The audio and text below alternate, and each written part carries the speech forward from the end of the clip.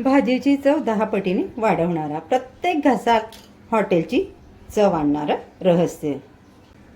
ते रहस्य आहे किचन किंग मसाला, जो प्रत्येक भाजीला देईल शाही चव आणि अप्रतिम सुगंध.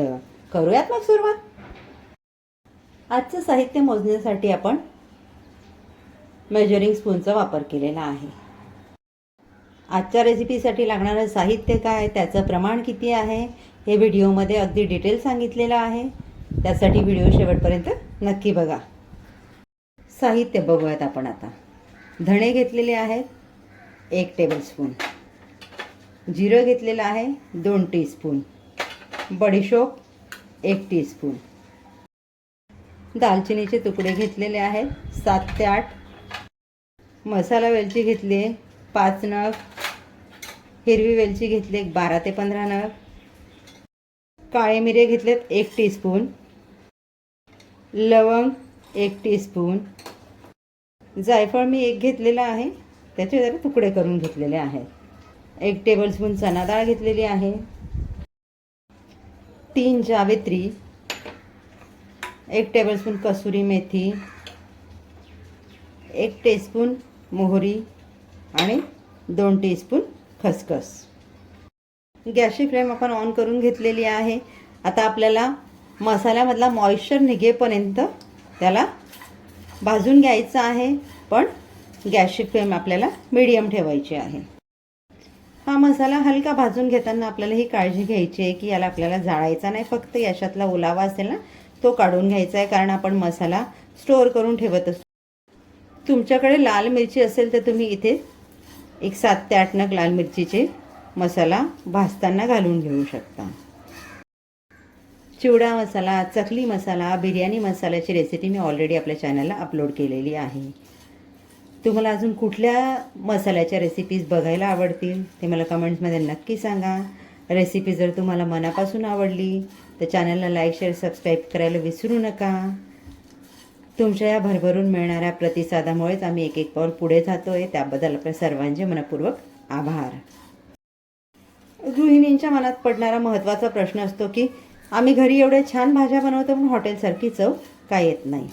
तर हॉटेलवाले या पद्धतीचे सिक्रेट मसाले त्याच्यात वापरत असतात, त्यामुळे हॉटेलच्या भाज्यांना एक अप्रतिम चवेच्या मनात पडलेल्या त्याच प्रश्नाचं उत्तर म्हणजे आपला आजचा किचन किंग मसाला. तुम्ही या पद्धतीने मसाला बनवा, भाजीत घाला, म्हणजे तुम्हाला चव कळेल आणि मग तुम्ही म्हणाल हॉटेलला जाण्याची गरज काय, हॉटेलची चव आपल्या किचनमध्येच आपण आणली आहे. मसाल्याचा हलका सुगंध दरवळायला लागलेला आहे. आता मी या ठिकाणी गॅस घालवून देते आणि मसाला छान गार करून घेते. सगळ्यात महत्त्वाची टीप, मसाला आपल्याला पूर्ण गार करायचा आहे आणि मगच वाटपासाठी घ्यायचा आहे. वाटपासाठी मी मिक्सरच्या भांड्यामध्ये घालून घेते. मी स्वच्छ धुवून सुकवून मग मिक्सरचा जार घेतलेला आहे. तर इथे आपण मसाल्यांचं माप घेताना टेबलस्पून आणि टीस्पूनचा वापर केलेला आहे, त्यामध्ये गोंधळ करू नका. आपण घालून घेऊयात पुढील साहित्य. 1 टेबलस्पून मिरची पावडर घेतलं आहे. माझ्याकडे मिरच्या नव्हत्या म्हणून मी मिरची पावडर घेतलेलं आहे. हळद, अर्धा टीस्पून रॉक सॉल्ट, अर्धा टीस्पून हिंग, 1 टीस्पून आपण घेतले सुंठ पावडर आणि 1 टीस्पून घेतले लसूण पावडर. ती देखील आपण यामध्ये ॲड करून घेऊयात. ॲड करते मी अर्धा टीस्पून आमचूर पावडर. ही ऑप्शनल आहे, नसेल घालायची स्किप केली तरी चालेल. मसाला आता मिक्सरला छान बारीक वाटप करून घेऊयात. मसाला आपण इथे छान फाईन वाटप करून घेतलेला आहे. मसाला वाटप करताना एक काळजी घ्या, मिक्सर पल्स मोडमध्ये बंद चालू करत मसाला वाटप करा, नाहीतर मिक्सरचं भांडं तापेल आणि मसाला त्याचं ऑइल रिलीज करायला सुरुवात करेल. हा मसाला तुम्ही छान एअरटाईट कंटेनरला रूम टेम्परेचरला 3 ते 4 महिने स्टोअर करून ठेवू शकता अगदी आरामात. मसाला वापरासाठी जेव्हा तुम्ही घेणार त्यावेळेला काढण्यासाठी जो चमचा वापराल तो स्वच्छ आणि सुका वापरा. अर्धा किलो भाजीची तुम्ही ग्रेव्ही बनवत असाल त्यासाठी 1 ते 1.5 टेबलस्पून हा मसाला वापरा.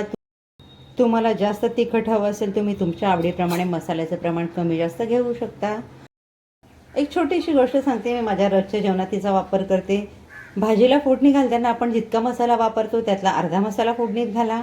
उर्वरित अर्धा मसाला तुम्हाला गॅस घालवायचा आहे त्याच्या 1 ते 1.5 मिनटं अगोदर घाला. भाजी छान मिक्स करा. गॅस घालून झाकण ठेवा.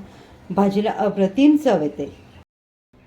तयार आहे आपला भाजीची चव 10 पटीने वाढवणारा, भाजीला शाही चव आणि अप्रतिम सुगंध देणारा, प्रत्येक घासात हॉटेलची चव आणणारा किचन किंग मसाला. भेटूयात पुढच्या व्हिडिओमध्ये एक नवीन रेसिपीसह. तोपर्यंत आसनात किचनचे व्हिडिओज एन्जॉय करा. थँक्यू.